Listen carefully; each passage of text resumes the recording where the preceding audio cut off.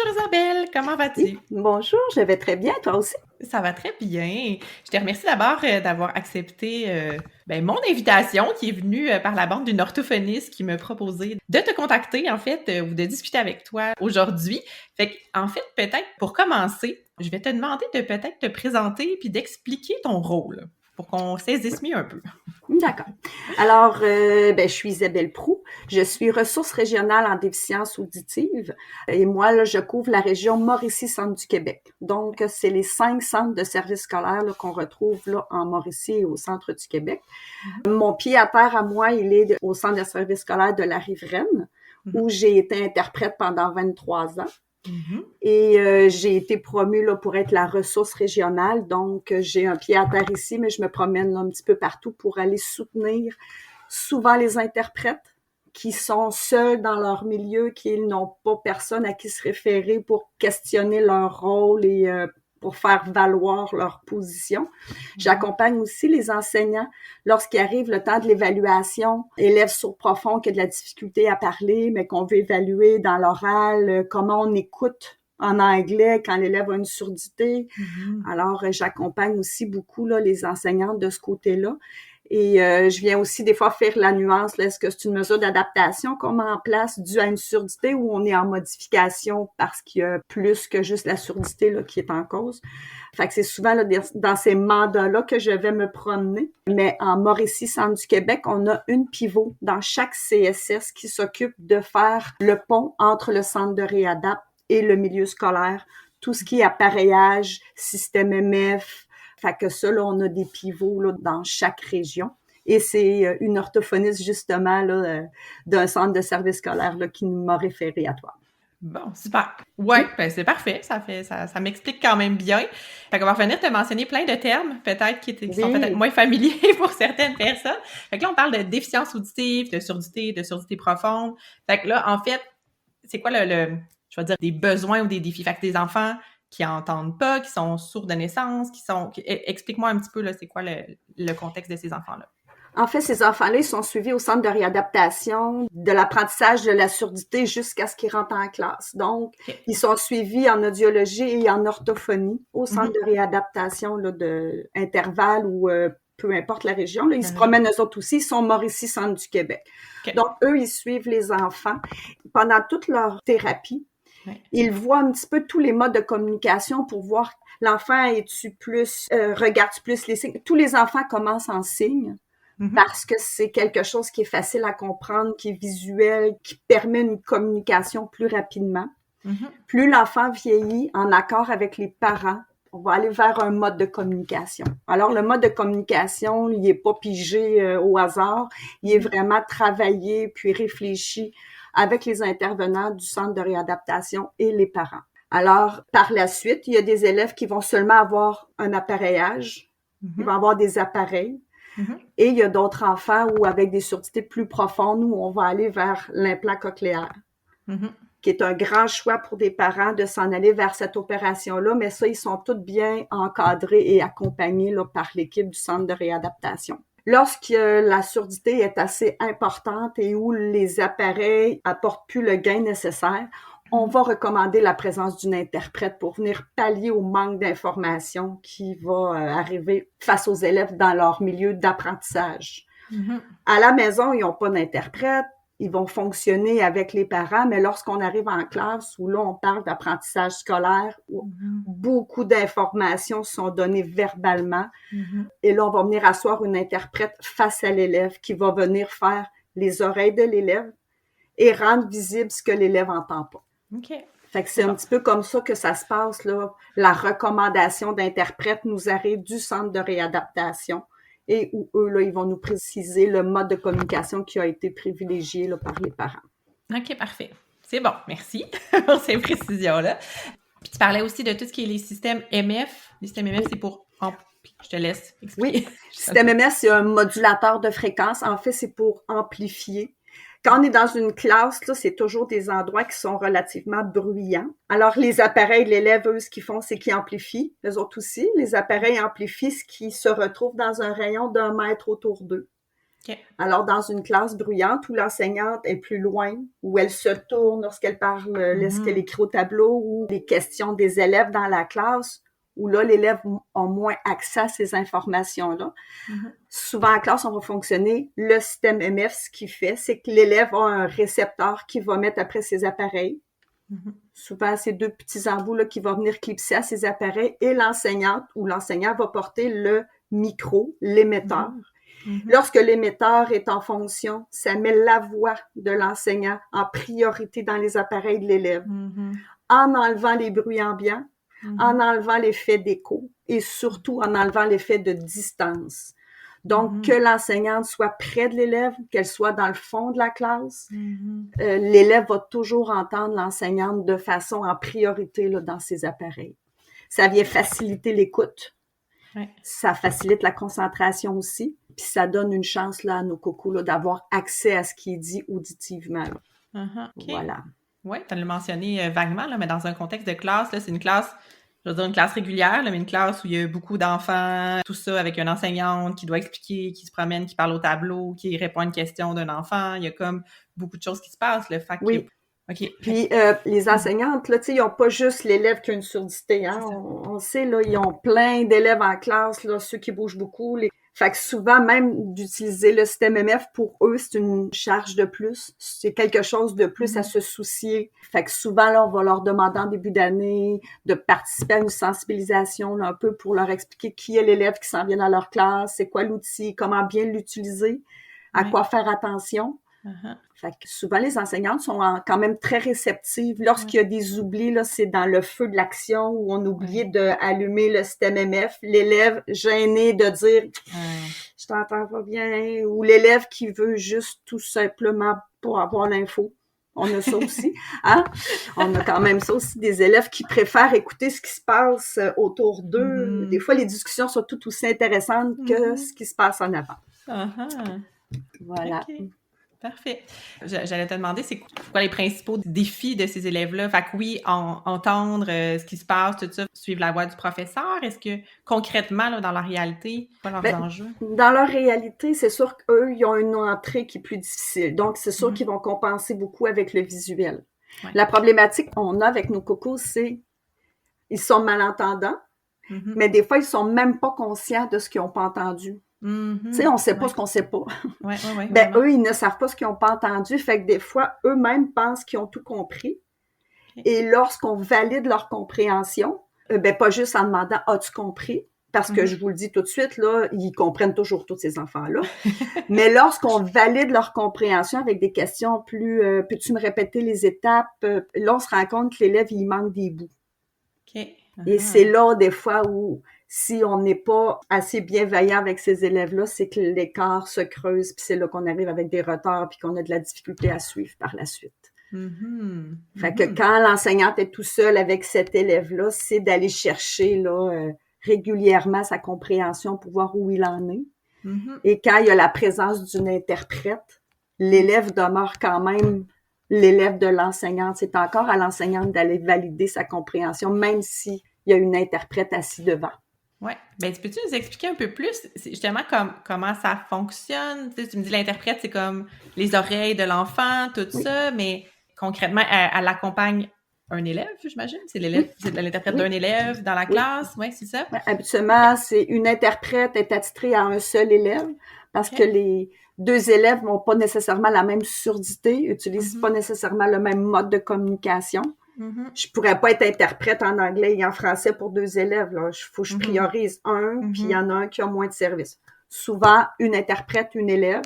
L'interprète est assise face à l'élève, face à la classe, dos à l'enseignante et à ce qui se passe au tableau.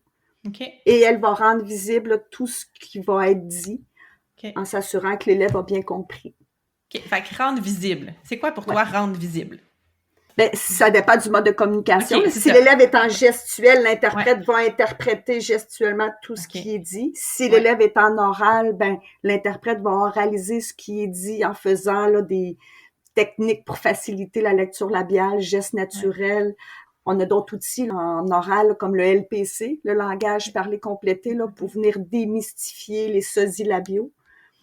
Fait que dépendamment de ce que l'élève utilise, l'interprète va s'ajuster, puis va s'assurer là, que tout est dit. OK. Ce qui est bien important, c'est qu'il doit y avoir une collaboration entre l'enseignante et l'interprète. Mhm. Parce que l'interprète, quand elle interprète, n'est pas au courant de l'intention pédagogique de l'enseignante. Mhm. Donc, lorsque l'élève questionne, elle Mhm. peut biaiser l'évaluation ou donner trop d'informations en pensant que c'est relié à sa surdité, alors que non, c'est quelque chose que l'enseignante veut évaluer. Ah Exemple, l'élève qui pose la question, c'est quoi un épouvantail?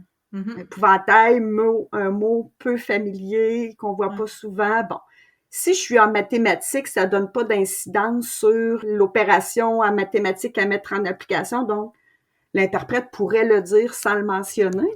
Ouais. Mais quand même, l'enseignante doit savoir ce qui a été dit. Par contre, dans une compréhension de lecture, si l'élève questionne, l'interprète doit être capable de dire « Oh, là, on va demander à l'enseignante, je suis pas sûre si je peux répondre. » Mhm. Alors, il y a tout l'enjeu de cette collaboration-là pour pas trop aider le jeune, parce que les jeunes, c'est sûr que c'est bien plus facile de demander à l'interprète qui est assis en face que de demander à l'enseignante. Ah Et c'est très facile à l'enseignante de dire, ben, je vais laisser l'interprète répondre, ça m'en fait un de moins à m'en occuper, je vais m'occuper des autres. Mhm. Fait qu'il faut quand même juste faire attention, là, que oui, l'interprète peut pallier à certains vocabulaires que l'élève ne connaît pas dû à la surdité, mais il en demeure pas moins que c'est à l'enseignante d'avoir une idée de où se trouve son élève, là. Ah, c'est vraiment Et intéressant. Ouais. les élèves en surdité, là, ils n'ont pas accès accidentellement à Mhm. plein de mots de vocabulaire Mhm. qu'ils vont avoir à travailler plus fort pour les apprendre, ces mots-là. Quand on s'en va en auto puis que le GPS, il nous dit de prendre la bretelle à droite, Mhm. ben moi, mon élève, lorsqu'il fait une lecture puis qu'il voit le mot bretelle, il va pas le chercher dans le dictionnaire. Il sait que c'est des bretelles qui vont après des vêtements. Mhm. Mais dans le contexte de l'histoire, là, on parle d'une voiture, il comprend pas le double sens. Fait que des fois, c'est pas tant le mot qui est pas compris, mais le concept. Ouais. Fait que c'est dans tout ce questionnement-là où l'interprète va essayer d'outiller l'élève à élargir son champ lexical, à avoir une meilleure compréhension des doubles sens des mots, Mhm. qui des fois, l'enseignante ne peut pas tout voir ça. Fait que c'est pour ça que le travail de collaboration est vraiment important entre les deux. Oui, parce que c'est pas. Ouais, c'est ça. Le travail, c'est ça, c'est d'interpréter, de rendre accessible, mais pas d'aider. Tu sais, pas de. Ouais. Ouais. C'est pas comme une TES, mettons, qui va être là peut-être pour justement expliquer plus en détail ou tout ça. Là, c'est pas la même fonction. Mais il faut juste faire attention. On a des élèves, des fois, qui ont besoin d'une interprète TES parce qu'ils ont des enjeux de comportement aussi. Alors, c'est sûr que des fois, c'est des chapeaux qui sont difficiles à séparer. C'est pareil. Mais lorsqu'on a une recommandation, en général, d'interprète TES, c'est pour le même élève. L'interprète peut pas aller faire son rôle de TES ailleurs puis revenir faire les oreilles plus tard. C'est ça. C'est là où des fois, où en pénurie d'employés, là, des fois, on sépare les chapeaux qui sont plus difficiles face à nos petits élèves qui sont souvent très silencieux, qui attirent pas l'attention. Ils semblent bien suivre, ils ressortent pas du lot. Fait qu'on peut, des fois, on peut déplacer là, la personne assise en face de lui pour aller soutenir ailleurs. Pour aller répondre à des besoins urgents ou des choses comme ça, alors que c'est pas ça son mandat. Puis là, tu parles vraiment, puis là, pour que tout le monde comprenne bien là, de l'interprète qui va justement rendre, je vais dire, visible ou compréhensible à l'enfant l'information qui est transmise. Mais dans l'autre sens, en fait, ces enfants-là qui ont une surdité, ils vont s'exprimer verbalement, oralement. Est-ce qu'il y a comme un rôle dans l'autre sens aussi ou comment ça fonctionne? Ben, il y a deux modes de communication qui sont utilisés par les élèves. Il y a le mode gestuel puis il y a le mode oral. Dans le mode gestuel, on a la langue des signes, la LSQ, comme on appelle dans notre jargon à nous. Les élèves qui sont en langue des signes, on n'en a pas énormément ici en région. La langue, c'est vraiment une langue à part entière. Elle a sa propre structure, sa propre richesse, ses expressions. Les élèves qui vont fonctionner en LSQ uniquement, souvent vont avoir besoin de l'interprète pour faire leur voix. Alors là, l'interprète va interpréter ce qu'elle entend, mais aussi va mettre la voix sur les signes de l'enfant. Ça va arriver aussi avec les élèves, des fois, qui ont plus des dyspraxies verbales ou qui ont plus de difficultés à s'exprimer. Ils vont s'exprimer en signes et c'est l'interprète qui va faire la voix. OK. L'autre mode de communication, c'est le mode oral. C'est souvent nos élèves là, qui ont été implantés, qui dans leur milieu n'ont pas de sourds, n'ont pas de contact avec la communauté sourde et ils vont développer beaucoup la lecture labiale et les stratégies pour se débrouiller. Alors, les interprètes orales, eux autres, souvent ne feront pas la voix de ces élèves-là parce que ces élèves-là vont s'exprimer. L'interprète va venir souvent faire juste des petites corrections là, sur des mots qui sont moins bien compris.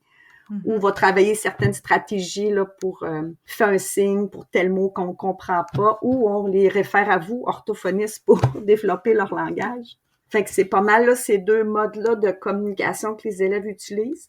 Puis, nous, ici en région, la majorité des élèves, ce qu'on va faire, les interprètes vont utiliser un mix des deux. Donc, ils vont oraliser ce qui va se dire, mais ils vont faire des signes de la LSQ pour nous supporter la compréhension. Dans notre jargon, en nous, on appelle ça du pidgin. On peut pas appeler ça de la LSQ parce qu'on ne respecte pas la structure. Puis c'est pas juste de l'oral parce qu'on utilise les signes de la LSQ pour venir soutenir. C'est utilisé beaucoup, nous, ici, en région. OK. Fait que c'est ça que tu mentionnais tantôt, les jeunes enfants qui ont une surdité, ils vont apprendre, quand tu dis apprendre le langage des signes, ils vont apprendre la LSQ quand ils sont plus petits, au début, puis après ça, on va transférer vers le langage oral. Oui. Il y en a qui vont rester toujours en gestuel. Ils vont demander du gestuel toujours. Mais étant donné qu'ils ne sont pas sollicités par d'autres communautés sourdes, les parents qui vont montrer les signes ou ils vont apprendre des signes là, par certains cours qu'on peut faire en ligne, ils vont fonctionner plus dans le mode oral. Ils vont mettre leurs signes sur notre structure de la langue française à nous. Oui, c'est ça. OK. Super intéressant. Puis on en a parlé un petit peu tantôt, mais bon, là, tu me parlais d'un interprète. Comment on est interprète? C'est quoi ce travail-là? Comment ça marche? Interprète, là, il n'y a pas de cours. Il n'existe plus de cours là, au Cégep du Vieux-Montréal où on apprend à être interprète. Fait que souvent, ici en région, les interprètes, ils vont aller chercher des cours de LSQ. Ils vont faire le LSQ 1, 2, 3, 4 pour aller chercher du vocabulaire. Ils vont chercher des signes. Pour devenir une interprète LSQ, il faut vraiment côtoyer la communauté pour aller chercher un peu leur expression puis leur richesse là, dans leur langage. Il y a la formation Visem là, qui forme des interprètes orales avec là, toutes les techniques pour venir faciliter la lecture labiale, là, avec des techniques pour rendre visible ce qui est un peu plus difficile à décoder. Il y a également la LPC, la langue parlée complétée, qui est montrée aussi là, dans la formation de Visem, là, où on va venir faire un code avec la main et des points du visage pour démystifier ce qui se voit pareil. Main. Puis c'est pareil sur les lèvres, donc en faisant le code de main, on vient décortiquer, là, on vient enlever les ambiguïtés. Fait que c'est les interprètes qui font, c'est qu'ils vont aller se chercher là, un petit peu là, des outils pour interpréter qu'ils ont dans leur petit bagage. Et puis après ça, là, la majorité vont aller se chercher une technique, des fois en éducation spécialisée, là, pour se permettre là, d'entrer dans un centre de service scolaire. Puis après ça, ben c'est selon là, les modes de communication. Là, quand on arrive aux affectations, là, on a des descriptions. Là, tel élève dans telle école a besoin de tel mode de communication. Et les interprètes peuvent entrer là, dans les différents centres de services scolaires. C'est quelque chose qui est en pénurie. On en manque, là, je vous dirais, dans plus d'un centre de service scolaire. Encore à ce jour, on a des élèves qui ont personne en face d'eux, qui se débrouillent, qui travaillent très fort pour réussir à avoir l'information, qui sont très fatigués en fin de journée là, parce qu'ils sont en questionnement toujours à savoir j'ai-tu manqué de l'info. Fait que c'est quelque chose qui nous manque beaucoup, mais c'est tellement un beau métier d'aller être en diade avec un élève, d'apporter son support dans la communication et de le voir réussir. Là, c'est vraiment un beau métier. Puis c'est ça, dans le fond, tu dis, mettons, souvent on va chercher une technique en éducation spécialisée parce que là, je vais dans le détail un petit peu, là, mais dans les milieux scolaires, concrètement, il y a un poste d'interprète? Tu sais comment ça fonctionne? Il y a un corps d'emploi? Il y a des centres de services scolaires qui ont le corps d'emploi technicienne-interprète. Mais c'est sûr que c'est plus limité. C'est pour ça, souvent, les gens ils vont arriver avec autre chose là, pour s'ouvrir des portes. Puis, pour travailler en milieu scolaire, ça prend quand même une base. On est dans l'apprentissage, on est dans la différenciation pédagogique. Il y a plein de termes au scolaire que minimalement une technique là, pour être capable de soutenir un élève dans ses apprentissages, c'est toujours bien aidant. Toujours, ouais, bien utile. OK, super intéressant. Est-ce qu'il y a quelque chose qu'on a besoin de savoir ou de comprendre? Je te disais avant qu'on débute l'entrevue que c'est un sujet que moi, je ne connais pas vraiment, puis j'avais envie de faire découvrir ça aux autres personnes. Y a-t-il des choses que tu as envie de dire ou qu'on a besoin de mieux comprendre ou je sais pas, y a-t-il des points qu'on n'a pas abordés puis que ça serait important pour toi qu'on en parle? Ben, peut-être juste dans le rôle de l'interprète. Souvent, là, comme je sais pas si on l'a dit, mais on est en pénurie même dans les classes, hein. Fait que souvent, là, quand il y a de l'action dans la classe, on va prendre l'interprète qui est assise face à juste un élève pour venir soutenir dans l'école.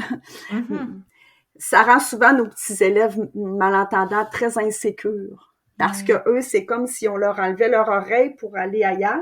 Eux, ils tombent vraiment sourds. Ils tombent vraiment sourds dans la classe et on va leur dire « Ouais, mais c'est pas grave, on va te l'expliquer tantôt. » Mais le tantôt, là, des fois, l'élève est plus disposé de la même façon. J'ai exemple, moi, j'ai une enseignante qui me dit, tu lui diras à la récréation, mais à la récréation, l'élève, là, s'il arrive le dernier au module, c'est lui qui a la tag jusqu'à la fin de la récré. Fait qu'il veut pas arriver en retard au module. Dans sa priorité à lui, là. C'est pas dire faire le travail de français, là, la production écrite et les étapes. Il veut juste pas arriver le dernier au module, donc c'est là où, des fois, moi, j'ai plus de difficultés, là, quand les oreilles ne suivent pas l'élève, là. Oui. C'est bien imagé, je trouve. C'est vraiment ça, parce qu'il y a une fonction essentielle, en fait. Là. L'interprète a une fonction essentielle pour cet enfant-là, pour qu'il puisse accéder à l'information. Fait que juste lui enlever pour qu'il y ait une urgence ou qu'il y ait quelque chose d'autre à gérer, une priorité, ça fait plus ou moins de sens. Mais je comprends que dans la réalité puis dans le roulement, c'est des choses qui doivent arriver. Puis je le comprends tellement, Je trouve juste ça triste que c'est souvent nos petits élèves en surdité qui déplacent pas beaucoup d'air. C'est souvent eux qui vont avoir à partager leurs ressources, leurs outils. Fait que ça, c'est quelque chose qui vient me chercher beaucoup. Je suis une ancienne interprète, puis j'ai eu à me battre souvent avec ça dans la classe. Fait que c'est quelque chose que je supporte beaucoup, les interprètes dans les milieux.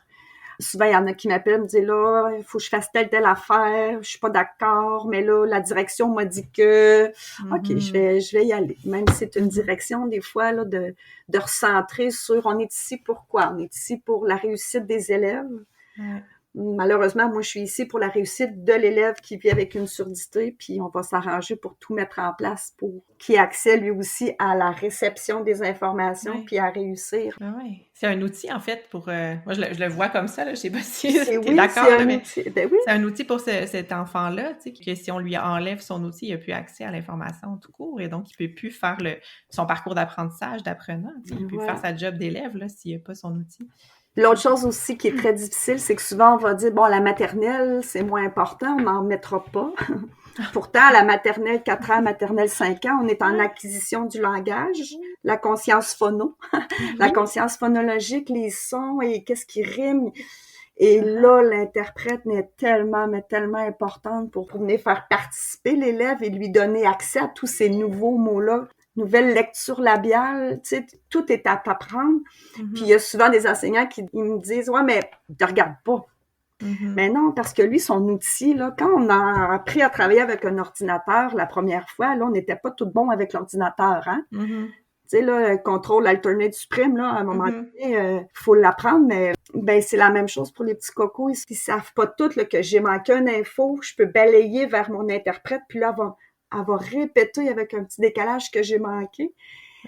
C'est quelque chose qui doit s'apprendre, ça prend du temps. Des fois, c'est d'amener l'élève à dire, là, c'est maintenant que tu peux me regarder, là, moi, je vais te le répéter, ce qui a été dit.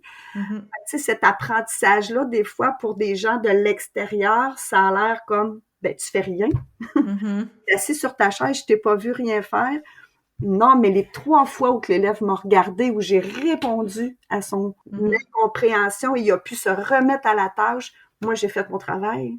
Il est permis d'avoir accès à l'information et à continuer son travail sans rester dans le doute, sans chercher, sans se démotiver. Il est là aussi l'enjeu du regard des gens de l'extérieur qui nous voient des fois peut-être moins se faire aller, mais dans notre tête, on est toujours en interprétation.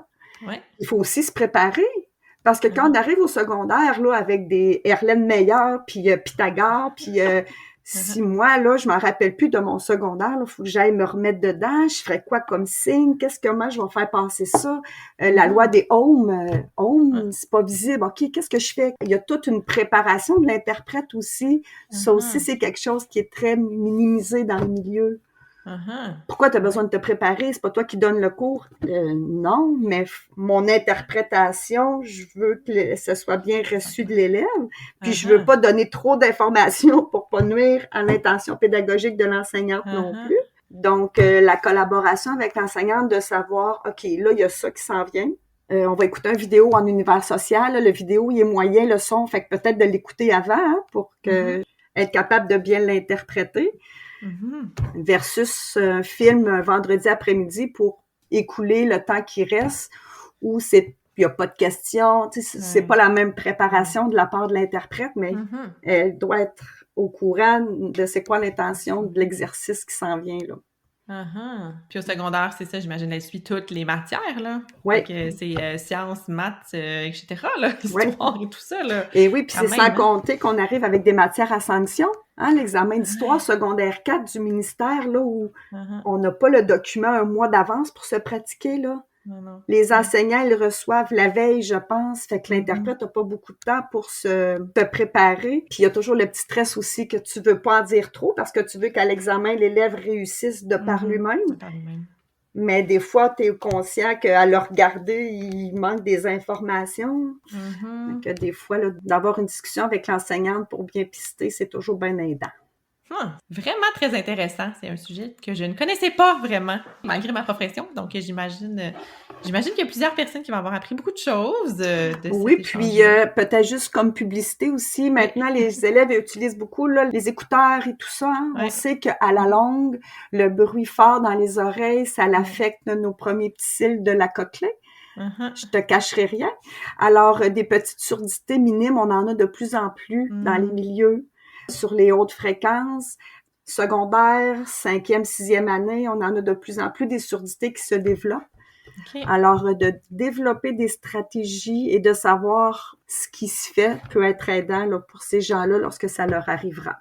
Je disais à la blague à ceux qui écoutaient beaucoup leurs écouteurs forts et j'étais à côté puis j'entendais leur musique puis je leur disais, en tout cas, si tu as un problème, je m'appelle Isabelle Proulx, je suis interprète, tu m'appelleras. Je faisais de la pub à la blague, mais avant, c'était nos personnes qui travaillaient en usine dans un bruit. C'est ceux-là là, qui perdaient de l'audition un peu plus rapidement que la moyenne générale. Malheureusement, on a diminué l'âge là, à laquelle ça arrive, donc il faut prendre soin de nos oreilles. Fais attention à nos oreilles, oui. Bon message. Super. Ben, je te remercie beaucoup, Isabelle. Puis tu nous as parlé de plein de ressources. Puis tu m'avais envoyé tous les liens. Fait que je vais les mettre dans les notes de l'épisode. Fait que si les personnes veulent trouver les informations, tout ça, il va y avoir les liens directement dans les notes de l'épisode pour qu'on puisse cliquer, retrouver ça facilement. Fait que encore un grand merci pour ce sujet. Je suis sûre qu'on a appris plein de choses. En tout cas, moi, j'ai appris des choses. Je suis pas mal certaine que tout le monde a appris des choses. On veut en parler. On veut être au courant de ce qui se passe. Donc, je te remercie. Je suis toujours disponible s'il y a des questions supplémentaires. Je suis bien ouverte. Parfait, je te remercie beaucoup.